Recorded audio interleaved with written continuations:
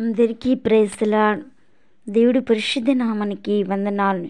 ఈ పునరుత్థాన దినాన మీ అందరికీ శుభములు తెలియజేస్తున్నాం. రాజుల రాజుగా, ప్రభుల ప్రభుగా ఈ లోకానికి అరుదించిన దేవాతి దేవునికి వందనాలు చెల్లిస్తున్నాం. మన దేవుడు గొప్ప దేవుడు, శక్తి గల దేవుడు, బలమైన దేవుడు, బలమైన కార్యాలు చేయటకు అద్భుతకరుడైన దేవునికి వందనాలు చెల్లిస్తున్నాం.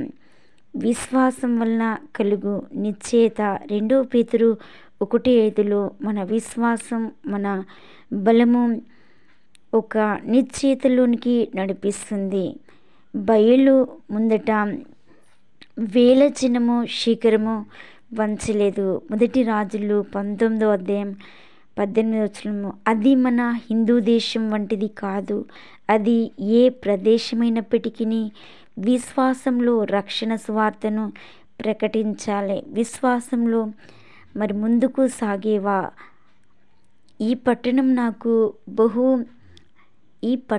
నాకు బహు జనమున్నది. అపొస్తలుల కార్యము 18:10 పరలోక స్వరము ఆలకించి, పరలోక స్వరము ఎవరైతే వింటారో ప్రతి పట్టణంలో కూడా బాకానాదము వినిపించాలి. ఏ గ్రామంలో అయితే బాకానాదం వినిపిస్తుందో ఆ గ్రామాన్ని దేవుడు దీవిస్తాడు, ఆశీర్వదిస్తాడు.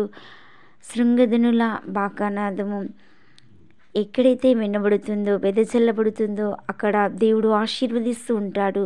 సువార్త ప్రకటిస్తూ యేసు నామం హెచ్చిస్తూ ఎవరికి ఎన్నడూ భయపడక స్థిరమైన తీర్మానం, స్థిరమైన విశ్వాసం, స్థిరమైన జీవితం, స్థిరమైన నిలకడ చేసుకొని పని చేయాలి.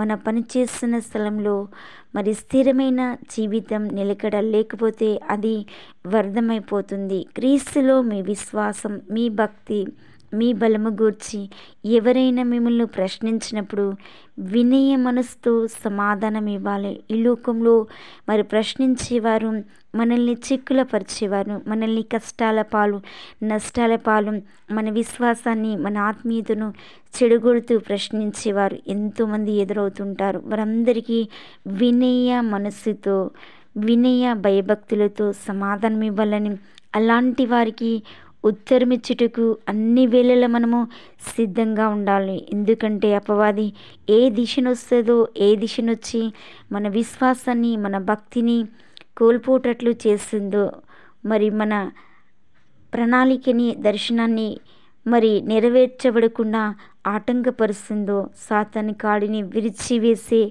వారిగా సాతాను కట్లు, బంధకాలు విరియుటకు సిద్ధంగా ఉండాలి. 1 పేతురు 3:15 చూసినట్లయితే,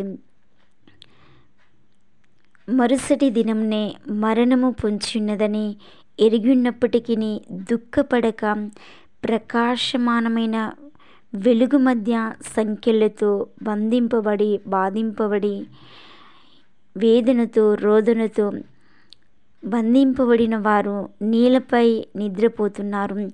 దేవదూత వచ్చి మేల్కొని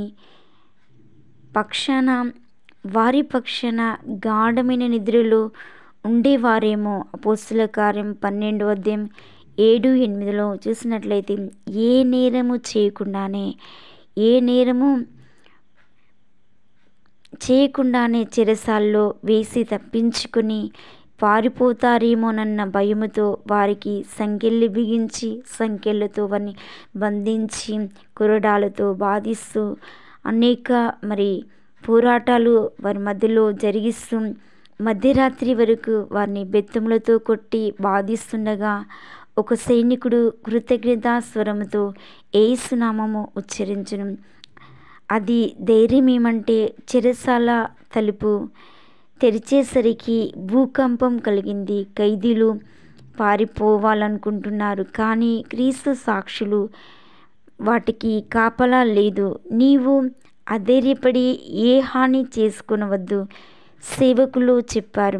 ఇది క్రైస్తవ సాక్ష్యం అంటే. అపొస్తలుల కార్యం 16:25-28 పేతురు ఏ నేరము చేయలేదు.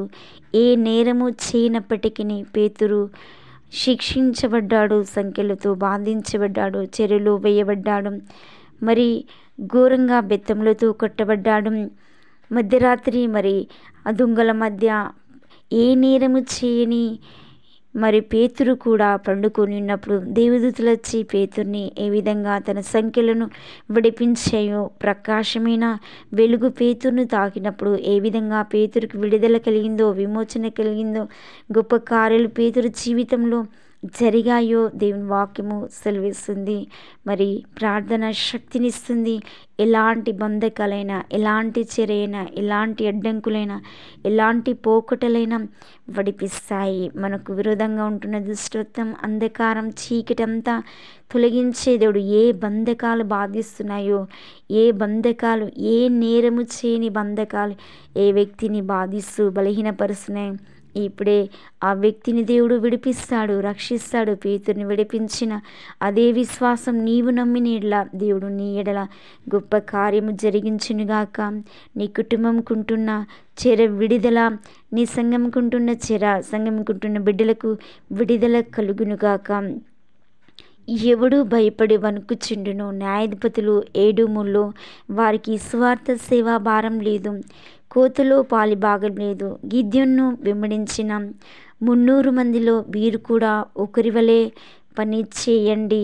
మిద్యానుల దండును ఎదుర్కొంటకు లేడి కాళ్ళు అవసరం కనుక లేడి కాళ్ళతో గంతులు వేస్తూ ముందుకు సాగండి. శత్రువులు మరి సైన్యముతో వస్తున్నారు అని గిద్యోను బాధపడుతూ దేవుని వెంబడిస్తూ, అలాంటి సమయంలో కూడా దేవుని ఆజ్ఞను, దేవుని యొక్క మరి కార్యాలు మరి చేయమని ఏ విధంగా ప్రార్థించి, తండ్రి నీ చిత్తమే అని గిద్యోను ప్రార్థించి ఏ విధంగా యుద్ధానికి సిద్ధపడి లేడి కాళ్ళు వలె గంతులేసి మిద్యానుల దండులో ఎదుర్కొటకు ఏ విధంగా ముందుకు సాగి జయము పొందాడో, విజయశీలుడుగా వచ్చాడో నీకు వందనాలు.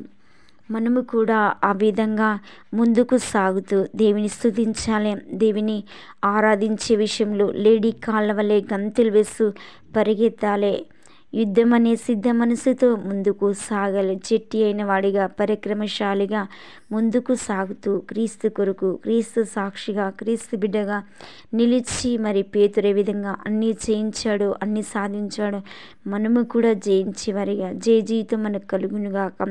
అందరి తలలు వంచినట్లయితే ప్రార్థన చేసుకున్నాం. సకల ఆశీర్వాదముకు కారణభూతుడా గొప్ప దేవా నీకు వందనాలు చెల్లిస్తున్నాం. ప్రకాశమానమైన వెలుగు సంఖ్యలతో బంధింపబడిన వారికి ఏ విధంగా విడుదలనిచ్చిందో, విమోచనిచ్చిందో, రక్షణనిచ్చిందో, గొప్ప కార్యాలు చేసిందో, అద్భుత కార్యాలు చేసిందో, ఆశ్చర్య కార్యాలు చేసిందో, మహత్కార్యాలు చేసిందో పరిశుద్ధాత్మ తండ్రి నీ కార్యాలు జరిగించు, నీ అద్భుత కార్యాలు జరిగించు, ఆశ్చర్య కార్యాలు జరిగించు. పేతురు జీవితంలో జరిగించిన దేవా, మూర్ఖుడైన రాజుకు బుద్ధి చెప్పిన దేవుడు, ఇది నాన్న ఎంతమంది చెరలో ఉండి తండ్రి అనీతితో, అక్రమంతో, వేసే అధికార గర్వంతో అనేకులునైనా అధికార గర్వంతో బాధపడుతున్నారో, బందీలు ఉంటున్నారో పరిశుద్ధాత్మ తండ్రి ఇది నాన్న చెరలో ఉంటున్న వారికి విడుదల కలుగునుగాక, విమోచన కలుగునుగాక. వారికి చెర అనేది లేకుండా నీ వెలుగు, నీ ప్రకాశమైన వెలుగు వారికి పరిపూర్ణ విడుదల అనుగ్రహించునుగాక. పౌలుకు విడుదలనిచ్చినట్లు యేసయ్యా నీకు వందనాలు. పేతురుకు విడుదలనిచ్చినట్లు విడిపించినైనా ప్రతి ఒక్క బంధకాలను విడిపించు, చెర నుండి విడిపించు, ఆటంకాల నుండి విడిపించు, అడ్డంకుల నుండి విడిపించి ప్రతి ఒక్కరికి నీ కాపుదల, నీ తోడు, నీ సన్నిధి దయచేసి కోల్పోయిన వాటికంటే సమృద్ధి అయిన దీవెలు, సమృద్ధి అయిన ఆశీర్వాదాలు, రెట్టింపు ఆశీర్వాదాలు నీవే దయచేసి నీ నామానికి మహిమ తెచ్చుకోమని యేసు నామములో